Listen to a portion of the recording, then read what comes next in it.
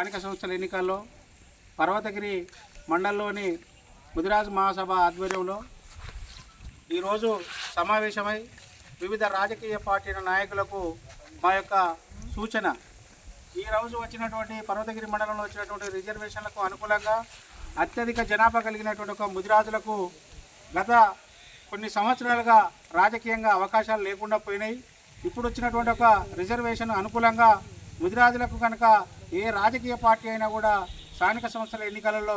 బీఫామ్లు కనుక ఇచ్చినట్టంటే రాజకీయాలకు అతీతంగా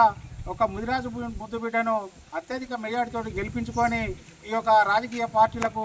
మేము ఒక బహుమతిగా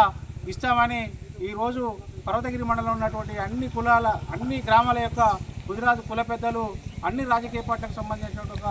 రాజకీయ నాయకులు అంటే ముదిరాజు జాతికి చెందినటువంటి వాళ్ళందరూ వచ్చి ఒకే నినాదం అందరం ఏకతాటి మీద ఉండి ముదిరాజు యొక్క జాతిని బిడ్డలను గెలిపించుకోవడానికి ముందుంటామని ఈ సందర్భంగా తెలియజేస్తూ నియోజకవర్గంలో ఉన్నటువంటి ఒక రాజకీయ పార్టీ నాయకులకు కూడా మాది ఒక సూచన,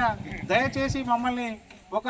ఓటర్లుగానే వాడుకోకుండా రాబోయేటువంటి ఒక స్థానిక సంస్థల ఎన్నికల్లో కూడా మాకు కూడా రాజకీయ అవకాశాలు కల్పించి ఒక రాజకీయ పార్టీ ప్రజాప్రతినిధిగా సేవ చేసేటువంటి ఒక భాగ్యాన్ని కూడా